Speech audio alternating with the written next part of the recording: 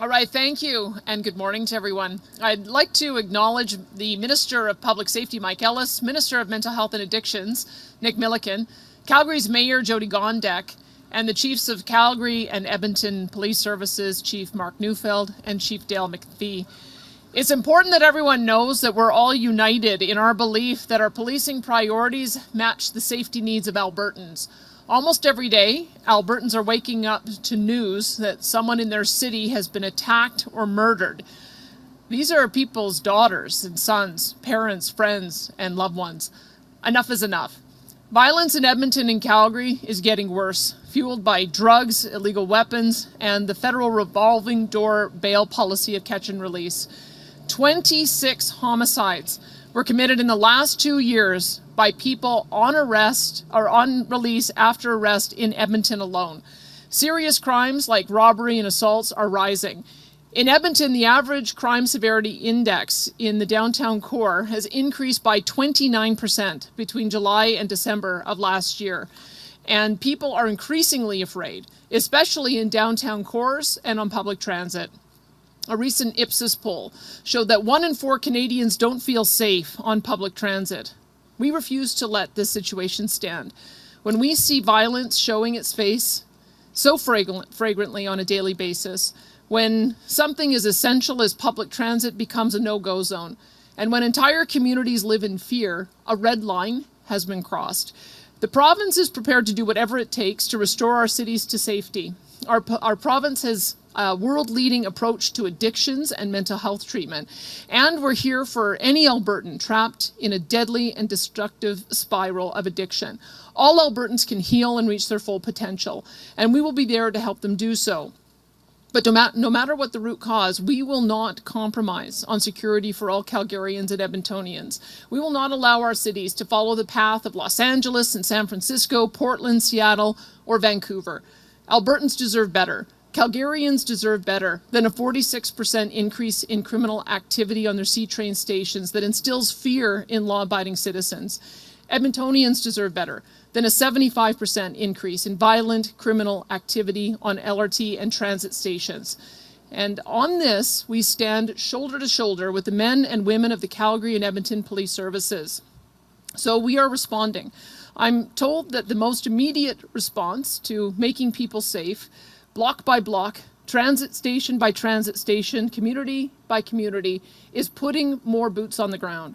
And that's why I've directed my ministers to work with the cabinet colleagues and the mayors to train and recruit an additional 100 police officers whose sole duty will be to patrol streets and ensure that people are protected.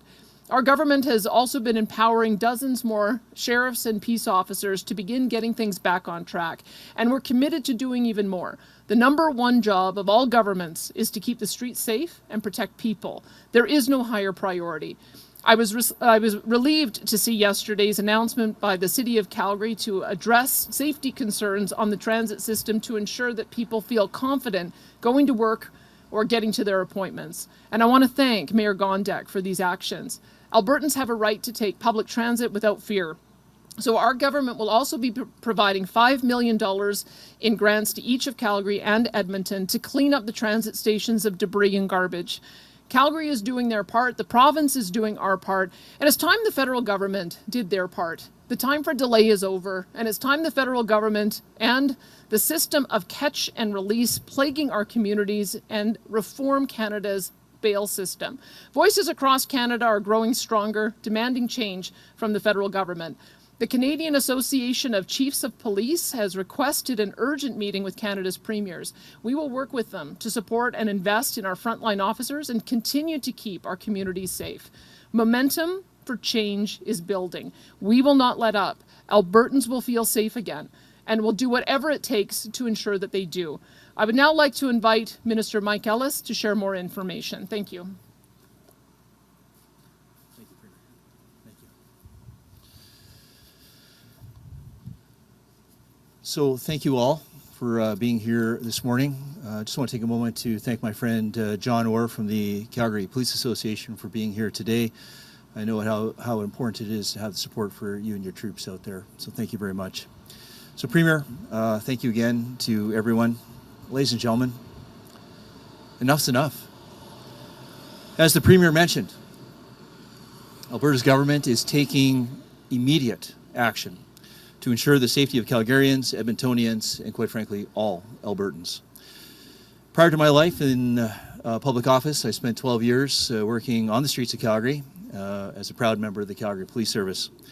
And during that time, if there's one thing that is crystal clear, it's that having a stronger police presence is what will make our streets safe. It's not rocket science.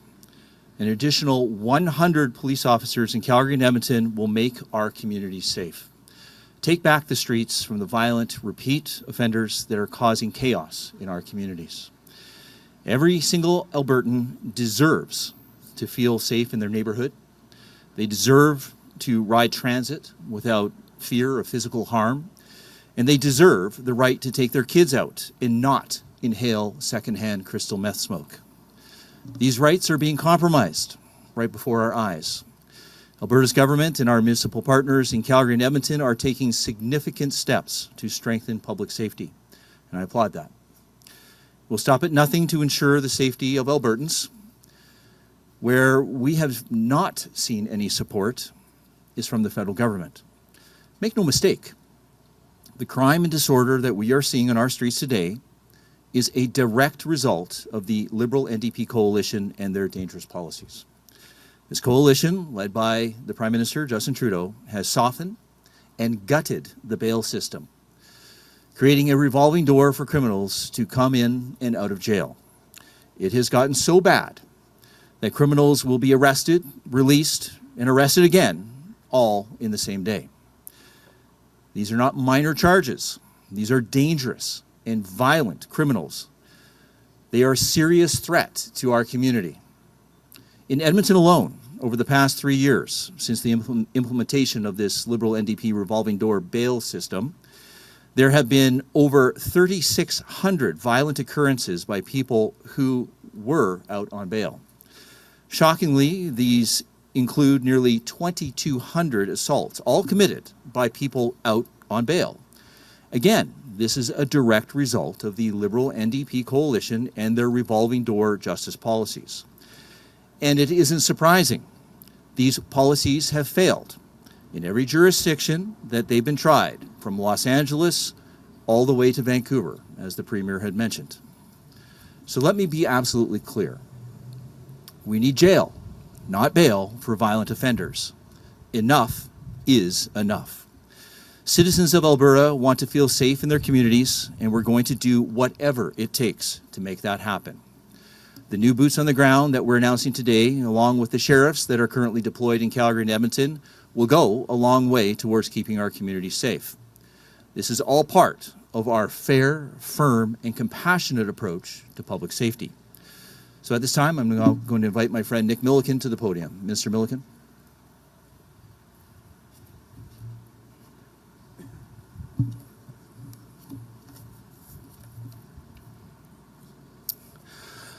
So, thank you very much, Minister Ellis, and good morning, of course, to everyone here today. My name is Nick Milliken, and I'm excited to be here not only as the Minister of Mental Health and Addiction, but we are currently in the riding of Calgary-Currie, to which I am the MLA. So, welcome everybody to the very best riding in all of Alberta. Thank you very much. So, recently, our government promised to move quickly to implement a series of initiatives that reflect our government's fair, firm, and compassionate approach to mental health and addiction, homelessness, and public safety issues. Fair to the families, communities, and businesses that face these issues every single day, ensuring that the safety of Alberta is our top priority. Firm with the illness of addiction itself and the behaviors of people that are a danger to themselves and others as a result of their drug use, and compassionate to the individuals who are struggling with mental health and addiction, who require our care and support in their pursuit of recovery. Now, Minister Ellis just spoke to the fair and firm aspects of today's announcement, and I'd like to take a minute and expand on how we are continuing to treat people with compassion. Today, I'm pleased to announce that Alberta's government is investing nearly $8 million over 3 years to increase the number of police and crisis teams, commonly referred to as PACT teams, in Calgary and Edmonton. These teams partner police constables with mental health therapists to respond to mental health-related 911 calls and provide support to officers who respond to calls where mental health challenges are identified. Together, they assess the client's mental health needs and determine what kind of supports is required to ensure the well-being of the individual while also making sure the community is safe. People experiencing mental health challenges need access to care and support, and having mental health therapists alongside officers responding to these calls is an effective way to quickly connect them with the help that they need. With this funding, we are adding 12 new PAC teams in each city. So this will actually double the number of PAC teams in Calgary from 12 to 24, and it will triple the number of PAC teams in Edmonton from 6 to 18. Adding more of these partnerships, police and therapists side by side, will go a long way to keep our communities safe and treat mental health and addiction as healthcare issues. Because when mental health professionals join with police, we all benefit. We will continue to ensure that police and health services are working closely together to address these social challenges. The nearly $8 million announced today is part of more than $187 million in funding our government has committed to respond to the addiction crisis in Alberta's urban centres. And it's another important step in building strong recovery-oriented systems of care across the province. Calgarians and Edmontonians deserve to be safe in their cities, and Albertans who are struggling with mental health and addiction issues deserve to have the treatment available for them so they can enter into recovery. I want to assure Calgarians, Edmontonians, and all Albertans that our work will not stop here. We will continue to take action to address these complex social issues while enhancing public safety. So with that, I would like to now turn it over. I have the privilege of turning it over to Mayor Gondek. Thank you very much, Minister. Oki Ambawastich, Dada Nestada, Tanshe, everyone. Greetings to all of you in the languages of the Treaty 7 signatories and the Métis people. City of Calgary is grateful to see additional resources being committed on the heels of our announcement yesterday. We reiterated at that time that transit is an essential service at the core of any major city, and people should not have to think twice about using it. Council has heard loud and clear that more needs to be done. While we know that this issue is also felt by other Canadian cities experiencing a similar increase in transit violence, this does not take away from the imperative for immediate action in our own city to make the system safer. By investing $65 million between November and March of this year, we have taken steps to recruit and train officers, resulting in an increase in security guards and peace officers. We are stepping up our CCTV surveillance, station cleaning, and repairs. And our approach to monitoring transit leads with compassion and offers supports to people experiencing vulnerabilities. We are well aware that the issue of safety in our city requires a multi-pronged approach that balances supporting folks who are in need with clear ways of also addressing violence and criminal behavior. Together with the Calgary Police Service, our transit and peace officer teams collaborate with groups like the DOPE team and other social support organizations to provide a targeted and compassionate response based on the given situation. At this moment in time, where violence has increased, we are grateful to have built a strong partnership with the Calgary Police Service. The additional enforcement that is being offered through CPS works alongside with transit and peace officer teams, as well as crisis response units. Among today's announcements, we are incredibly encouraged to see a focus on doubling the PAC teams, the police and crisis response teams. These are well-equipped teams who can provide assistance to people who are experiencing mental health crises. Additional funds for cleaning of transit sites is also welcome news. As always, I will look to Calgary Police Commission to offer direction to Calgary Police Service.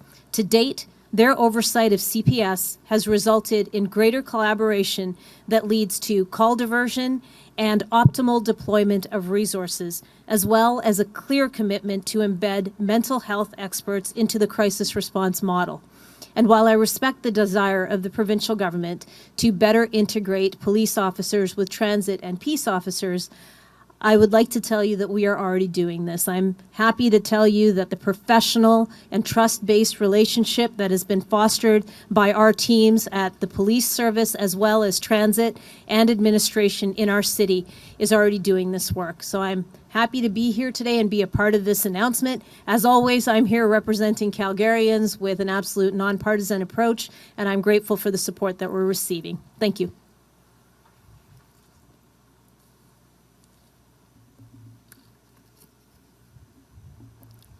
Well, thank you, Premier, Ministers Ellis, Milliken, Mayor Gondek, and of course my colleague from Edmonton, Chief McFee. Today's announcement is obviously a welcome one from the perspective of CPS. Alberta cities are not alone in our efforts to address public safety concerns. We're grateful to know that we have your full support. And to the media, as you heard yesterday, throughout 2022 and into this year, much has been done in response to the ongoing safety concerns around transit infrastructure. Close partnerships exist, as the Mayor mentioned, between the City of Calgary, between the Calgary Police Commission, Transit Security, and CPS. But from a CPS perspective, the work done includes extra shifts, ongoing proactive patrols, and joint operations with transit peace officers in all of the districts across our cities. In addition to that, there's a number of undercover or covert operations that have resulted in dozens of people facing hundreds of charges for serious drug trafficking, weapons, and serious assaults. In spite of these extensive efforts, we continue to hear from Calgarians and our officers on the ground that the problem persists and that more is required. Our service will work with our city and provincial and community partners to address the evolving situation and to make our transit and all public spaces safer for Calgarians. We welcome all supports. We welcome all supports as we do this, while at the same time managing the competing demands of a growing city.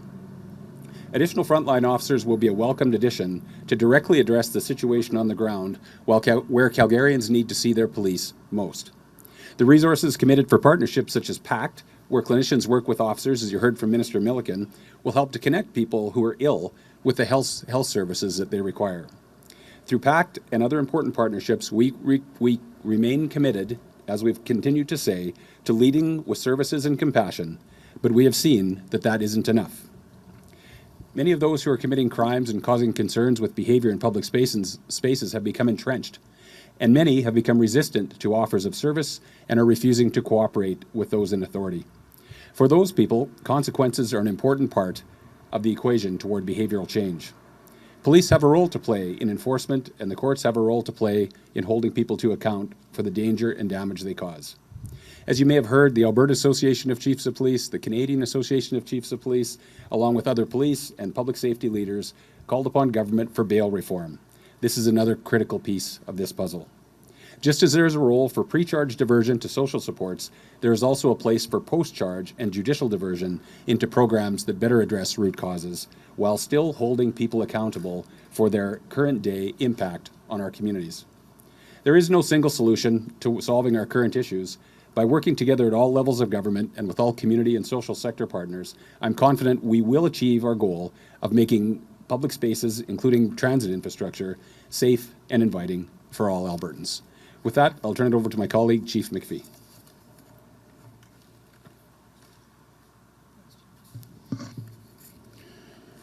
Premier Smith, Ministers Ellis, Minister Milliken, Mayor Gondek, my colleague Mark. First of all, thank you for having us up from Edmonton today.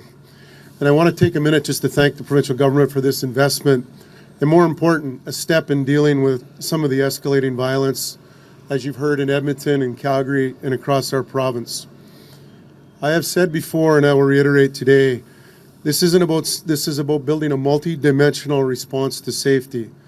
The investments that the government has made in our VODP program, Health IM to deal with people in mental health crisis, addictions, recovery, gangs, PACT, and hear more, I believe will put us in a strong position to catch up with a crisis that we've been dealing with for some time that's escalated on the response of COVID.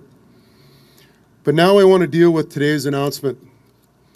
March 15th, we did a joint press release in Edmonton on our stats, some of those of which you've heard today, were as follows: 31.4% increase in calls for service for police and transit, violent calls for service increase of 52.8, and approximately 70% of that violence was unprovoked random attacks on our transit system, leaving some of our citizens with serious injury.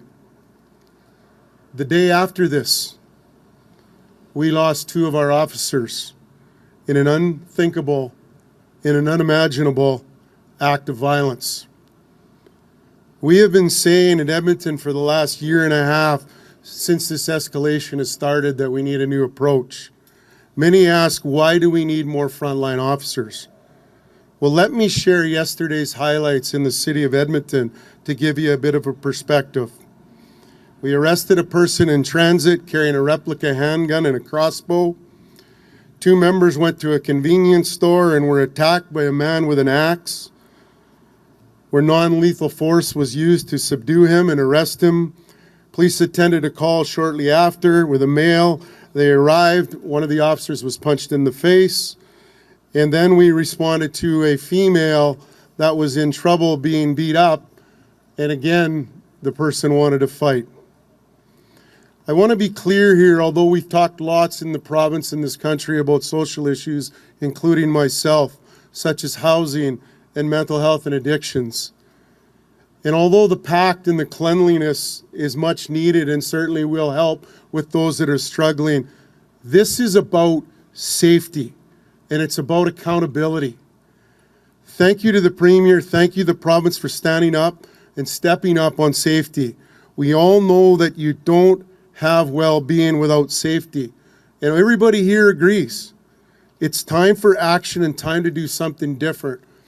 In a service that's extremely grieving right now, we see this as a positive step to protecting the citizens of our city, protecting the people as mentioned by the Premier and the ministers and Chief Neufeld and Mayor Gondek. People have the right to enjoy their freedoms. They have the right to travel on transit, walk our streets without a sphere of safety. Today we'll take a big step in helping us build a plan as quickly as we can with our partners to addressing some of these gaps. Thank you very much. Thank you, everybody. We do have a lot of questions. I ask that you line up through the mic so everybody can hear you. 1 question, 1 follow-up. Please, your name and your outlet. I do have to go to the phones at some point, so we'll try and get through as many questions as we can. Go ahead. Question for Mayor Gondek, Kean with the counter signal. Just a few months ago, a handful of months ago, you were fighting tooth and nail against increasing the police budget, and you were actively supporting defund the police rhetoric. I'm just wondering, when you realized that police forces were not optional, did it take, the random stabbings, wives getting stabbed, police officers getting killed, to realize that it was important to fund police departments? And how can Calgarians trust you when you flip-flop on basic issues like public safety?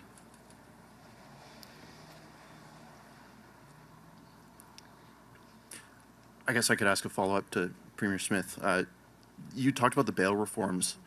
Do you speak with the federal government at all about self-defense laws and things like pepper spray being illegal? Do you think that the federal government needs to step up and let Canadians know that defending yourself while you're being attacked is something that you should be able to do?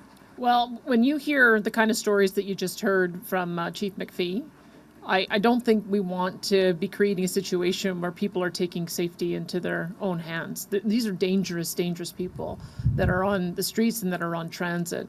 And so our first option is putting officers on the street to make sure that just with the police presence and with the ability to divert either to jail or to treatment, that we're going to be able to resolve this problem. It worked once before. Back in when Mayor Bronconnier was mayor, as well as when Police Chief Hansen was here, they put more officers on the street, and we were able to break the back of crime. So that's what we're going to do. I'll turn it over to Minister Ellis, though, because he has had some constructive conversations about bail reform with both with his counterparts as well as with Justice Minister Tyler Shandro. Thank you, Premier. In regards to bear spray specifically, that was a discussion that came up not too long ago. Obviously, we've left that in the hands of the federal government as it pertains to the criminal code.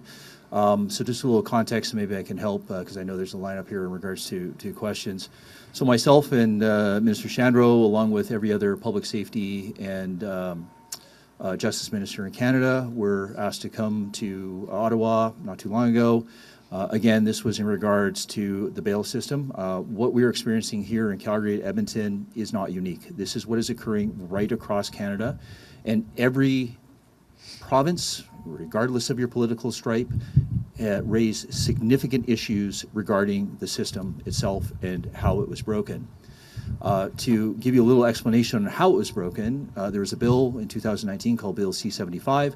Just to put it in very simple terms, the federal government lowered the bar when it comes to bail, and as a result of that, the violent repeat criminal offenders were being released into the street. Our position was this in Alberta, which is unless you make immediate and substantive changes to the criminal code, we will be asking that Bill C-75 be repealed.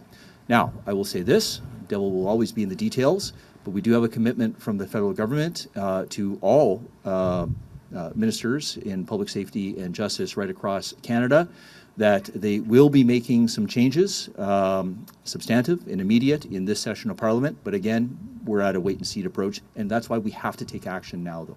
Thank you. Go ahead.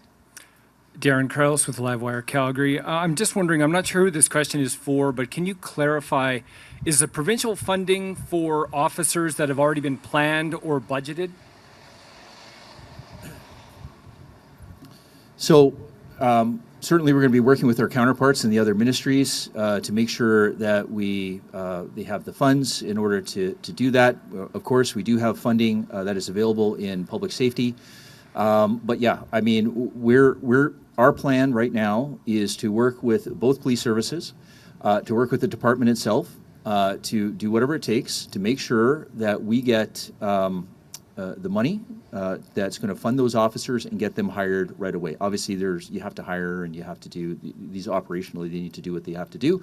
But yeah, I mean, we're working with the department to make sure that we're ready to go on this.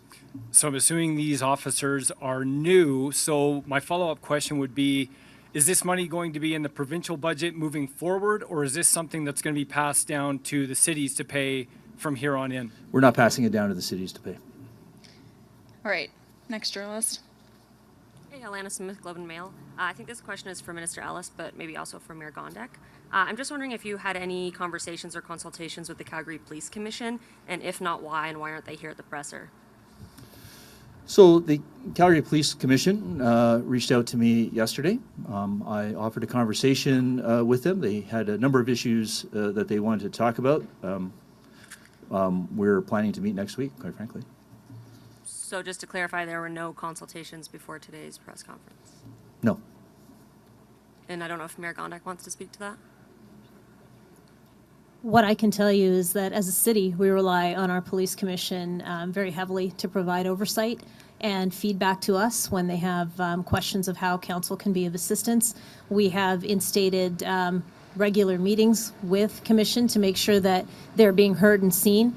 They are the representatives of the Calgary Police Service. We don't wish to interfere with what they do. We know that they provide direction, and I do hope that the province is staying connected with them, but I wouldn't know about the outreach that's taken place. Thank you. Thanks. My second question is for the Premier. I wonder if you can tell us who's covering the legal costs of your potential legal action against CBC. The party. Thanks. Hello, Brody Thomas with Post Media.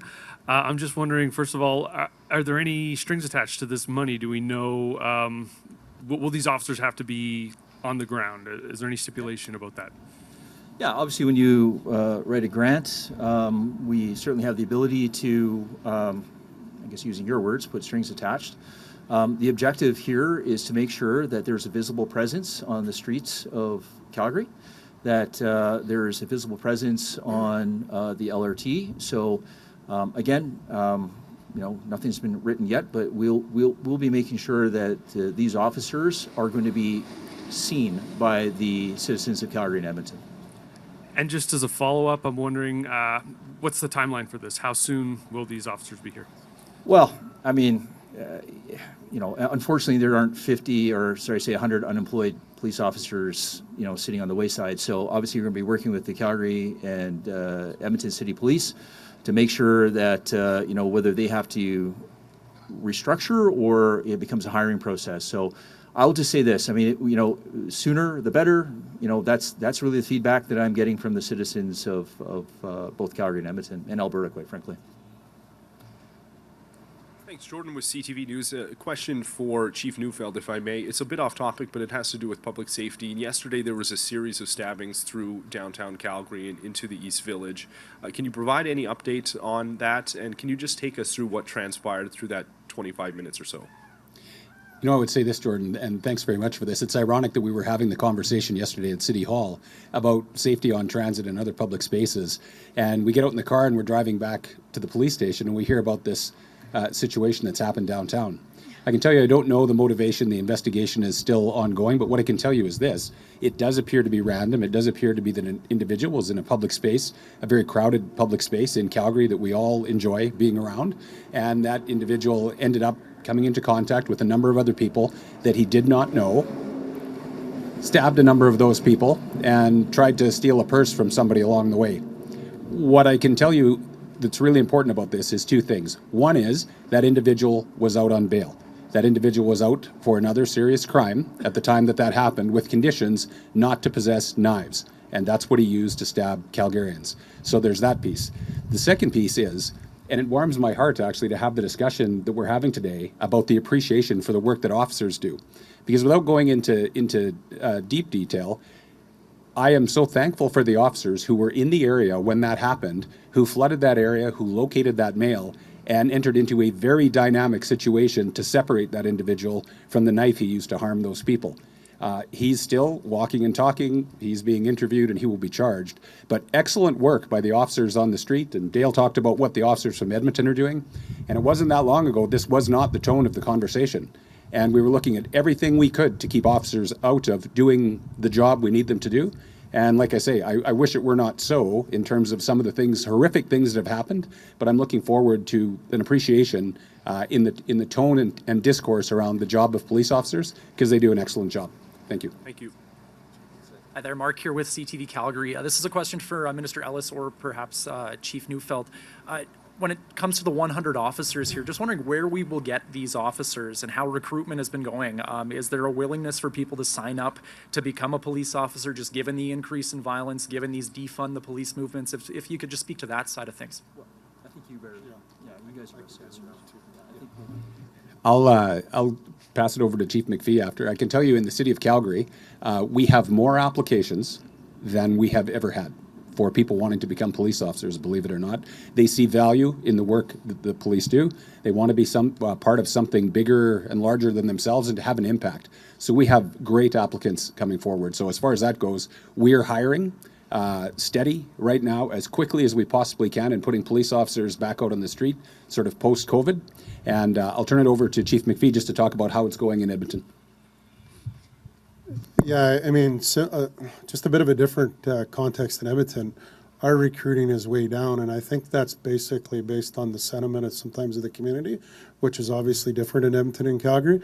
And what I will say, as weird as this sounds and as heartfelt as this is, since we've lost our 2 officers, our recruitings went through the roof, which I wouldn't have predicted. So what we saw, and probably as a result of this in Edmonton, is the literally thousands and thousands of Edmontonians lining the streets, writing letters, going up to officers, telling them about that appreciation. Let's face it, they've been through 2.5, 3 years, as Mark articulated, what wasn't very good. It was actually very hard at sometimes to put the uniform on and do the job when some of your kids and everything else are being pointed out in school. It's nice to see that community back, and that's something that I think is that galvanizing point that we need to move forward. And as Chief Neufeld said, full-on recruiting here. We need to fill bodies. Can we move and redeploy others in till we backfill them through recruiting? But if you look at recruiting in North America right now, for the most part, it's significantly down as a result of this, and it's down at a time when we need police more than we ever have. And just a really quick follow-up, there's 100 officers being added here. How will the split work? Will it be 50 in Calgary, 50 in Edmonton? And is this enough? I mean, if we speak to, you say it's 50 officers here in Calgary over 18 months, that's roughly, what, 3 officers a month? Is that enough to combat the increase in violence we've been seeing at these transit stations? Well, that's the million-dollar question, isn't it, right? So, you know what? We're going to allow these wonderful officers here to operationally, which I have full trust in both Calgary and Edmonton Police Service, to operationally see if this is going to make that difference. You know, again, you know, the sheriffs that we were able to deploy, I would say, has made a difference. And as I've said in previous press conferences, the feedback I get mostly from Calgarians and Edmontons is we want more, can we have more? We're going as fast as we can. I will let those folks, meaning Calgary and Edmonton, let me know if more is required. But as the Premier has said, as I have said, you know, we'll do whatever it takes. I also just want to further just add to what the two chiefs have said. This is, when you support the police, then this is the difference, right? This is when you get the public to say, yes, we support you, we love you, we thank you for everything that you do. And then that's when you have the applications, the recruiting. When you cast them aside, when you shun them, when you think that, you know, they're the problem, then what happens, right? Then those, nobody wants to apply, because who would want that job, right? So we've taken that paradigm shift. You've heard me say this before. The paradigm shift is this. We are not going to be seen in Alberta, as far as law enforcement is concerned, as an arm of the state. We are going to be seen as an extension of the community, a reflection of the community. And when you look at that shift, then this is what you get when you get people applying for this type of job. Adam, we'll go to you, and then I have to hit the phone lines. Adam McVicker with Global News. I guess my first question is about costs to the province. Do we know how much this will cost? And is this new money that needs to be approved? So, rough math, right, is we're going to say probably about $15 million is what we're looking at here. If you average about 100 officers, about 150,000 per officer. Again, that's the rough math. Right now, we have the department looking to see what we have, but if it requires us going back to Treasury Board to get some more, then of course that's what we're going to do. But again, as what one of your previous colleagues had indicated, we're not going to download this onto the municipalities. Again, we are going to do whatever it takes to make sure Albertans are safe. My next question is, you know, it will take time for these officers to come online. So what will be the support like in the interim? I know we have the sheriffs out right now till the end of May. So what's the interim support like? Well, you know, I mean, I'll let both chiefs, and even if the mayor wants to come in, but I mean, like, look, the mayor and the chief of police yesterday obviously came up with a plan. You know, I've seen some officers in this LRT station here, right behind us right now, as far as security officers. We've seen people already doing some work in there. I know there's a lot of work doing some work in there. I know there's a lot of work to be done. And you know what? We as the Alberta government, as far as I'm concerned, as you know, Minister of Public Safety, I mean, we're going to take a wait and see. We're going to monitor the situation, but again, we're going to do whatever it takes to support public safety. I don't know if the chief wants to supplement or anybody wants to supplement. Or Mayor, do you want? Just to reiterate something that both Chief and I mentioned yesterday, when you have the ability to deploy effectively, Chief will be working with his teams to deploy officers where they're most in need. And because we have added resources, we've doubled resources on the security guard side, we have increased transit officers, we'll be able to deploy them to the places that service members are leaving. So I think it's an engaged and collaborative approach where the person that's most needed at that point in time is able to be there. Chief, is there anything you want to add? I don't think a ton, but just to say, building on what we talked about yesterday, we know that the addition of security guards, many people have said, well, how is that going to be helpful? It's helpful because it gives us flexibility and added strength right away. Not the same authorities to be able to accomplish what a police officer or a transit peace officer could do. But I think when you have a thoughtful approach, as the mayor alluded, you look at trying to take some ground with perhaps police resources if you need to, and then you bring in after that with the other resources that you had. If you don't do that, then you need police to do all of this. And concurrently, we're working on planning the World Petroleum Congress. We've got a large contingent of officers working on that. We are certainly very concerned about what's going on transit. We're fully engaged in that, but we also have the whole city to police. So I think this is a good plan to basically use all the resources to get the right people at the right places when they need to be. All right, operator, let's go to the first call. Oh, go ahead. Sorry, Chief. Just to add that, because Edmonton has had somewhat of a collaborative approach here for the last little while, I think this allows us to go further. Obviously, this needs a police presence, but the other things such as the video, the ability to do comms jointly, the ability with the authorities that come underneath the responsibility of the police, there's a real opportunity here probably to be a lot more effective and a lot more efficient, which will give a better service to everybody that's using these services. All right, operator, go ahead. Thank you. Arthur Green, Western Standard. Good day. First of all, I'd like to thank you guys for doing this and listening to the people of Alberta's voices. My first question is for Chief McFee. You talked about how crime on transit rose by 70%. I've spoken to officers, their names are withheld, of course, but the City of Edmonton's transit bylaw was changed on July 5th, 2021 to delete the loitering provision from the Conduct of Transit Passengers bylaw 8353. I mean, we saw over the winter and even today that the transit stations in Edmonton continue to be taken over by the homeless and drug addicts and drug dealers. I mean, without the bylaw, no one can be held accountable for the problems that Edmonton Transit is essentially facing. So do you think that the City of Edmonton needs to reinstate this bylaw to help with enforcement?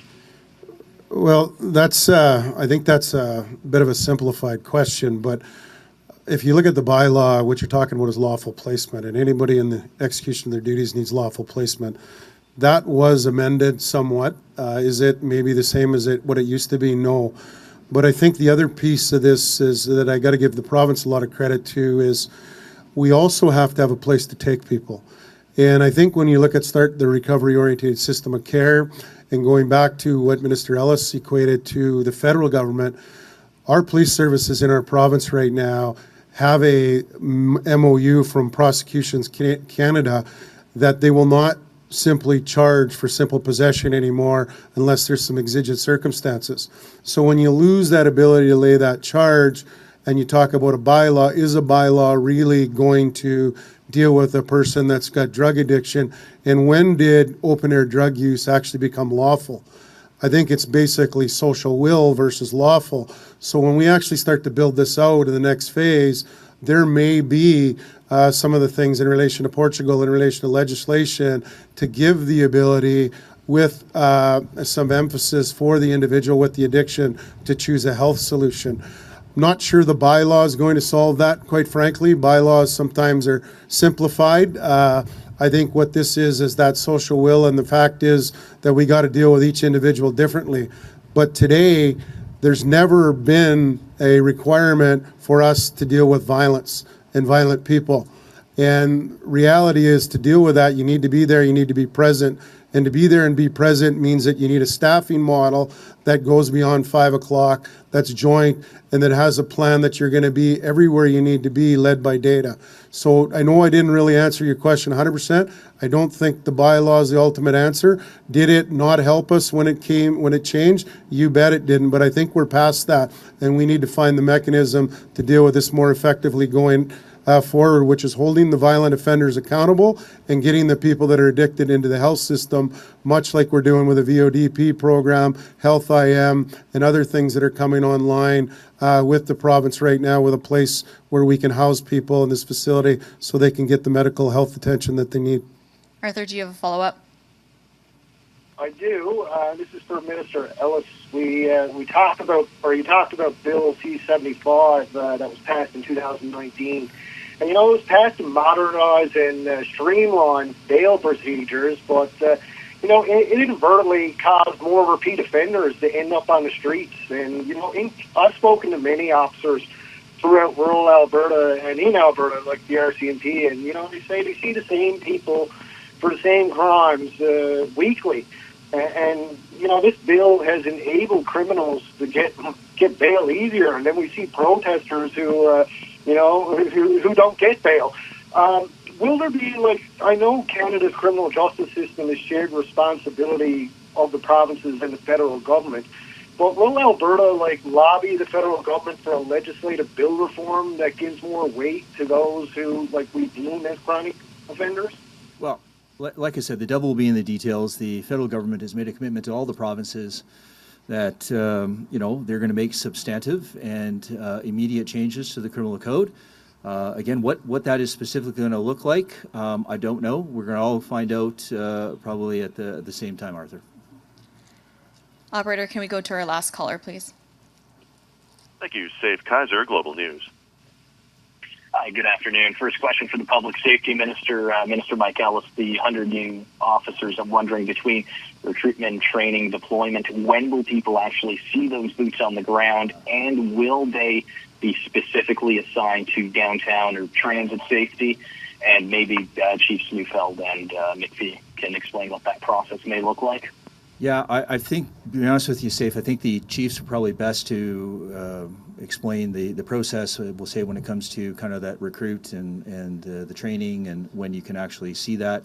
Again, I have to commend the City of Calgary to, where they have taken these sort of intermediate measures, understanding that public safety is extremely important. And, as Chief Neufeld rightly articulated, maybe the security officers may not have that same authority, but that presence is hopefully going to make a difference. And certainly that, observe and report and make sure that we get the law enforcement officers, the police from both Calgary and Edmonton, to deal with whatever crisis is going on in an expedited way, I think is vitally important. And then, quite frankly, on the other hand, too, when they're dealing with somebody who might be in sort of a mental health or addictions crisis, making sure those necessary supports are out there to help people.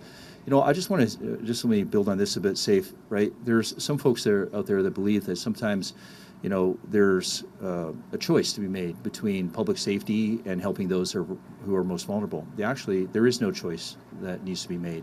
You can help people with mental health and addictions issues, people who are vulnerable, and you can also have a safe community regarding public safety. So with that, maybe I'll ask one of the chiefs to step in. Safe, it's a great question. I wish there was an answer. I could tell you a date that you would see those officers. Essentially what happens is officers are brought in. We're hiring 135, targeted to hire 135 officers this year. That's the number we hired last year. And for the Calgary Police Service, that's our capacity right now, given ranges and driving tracks and other assets that we need to do that work. So again, we're going to be recruiting and training as quickly as we can. We were fortunate to have some support from the Calgary Police Commission and Council, so we have some officers that we're hiring now to increase. So basically, we will hire up to the maximum, and then now we will hire up to the maximum plus 50, given this announcement today. What needs to be factored into that as well is what attrition you get each year and this type of thing. So you can imagine there's a calculation that gets modeled out, but I can tell you that the reality of it is this is such a high priority that Calgarians will see more police officers on transit and in public spaces addressing these issues right now. And then we will, when we get all fully staffed up, everything will get normalized again. But for Calgarians looking for some relief, you'll see that right away. And a follow-up, Safe? Yeah, bear with me, just a bit of context here. So yesterday I put out a letter from the Canadian Association of Chiefs of Police requesting an urgent meeting with premiers across the country, and they say there's a spike of violence, guns, gangs, drugs, and a lack of accountability, one of their major points being the fact that they say bail reform is urgently needed. So first for Chiefs Dale McFee and Mark Neufeld, what you guys as chiefs hope for and expect from this meeting with the premiers, and what does that outcome look like from the letter? And then once they answer, I'm hoping the premier could chime in and tell us whether that's something that you as premier can help to do. Yeah, certainly. I'll give you the premise. I'm not going to speak about what the expected outcome is, because the point of that request was to actually have that conversation with the premiers and not obviously through the media. But we've lost 9 officers in Canada, 8 of violence, 8 of which were murdered over the last 6 months. Those are looking like U.S. numbers. And the reality is the accountability or lack thereof accountability is not acceptable anymore. And when you look at what we're seeing in relation to gun proliferation, what we're seeing in relation to some of the things in relation to drugs, talking to some of our colleagues in BC and some of the state in relation to going in some of the directions are, we want an urgent conversation. And why with the premiers? Because, you know, other than the RCMP, policing is a provincial responsibility. And even with the RCMP on the provincial contracts, it is a provincial responsibility. So we need to, rather than just talk to the federal government, which, you know, not going to use the words, but the frustration that's felt right now at that level about having a more pointed conversation to deal with some of these things. You saw some of the numbers that we'll release in relation to bail and bail reform and other states of release. This is a conversation we want now because policing is a critical pinnacle of safety in any community. We don't say we're more valuable than health. We don't say we're more valuable than social services. We say we're at the center with all of our partners together. And if we don't address some of these things, Canada right now, and particularly you've heard a lot about Alberta, is not trending in a positive direction when it comes to safety. So that was the premise of that letter, and our hope is that will get met with a response, that hopefully we can have that meeting sooner or later, and we can, sooner versus later, and we can release those results of some of those things that we discussed through a joint statement. But something's got to change because the current isn't working.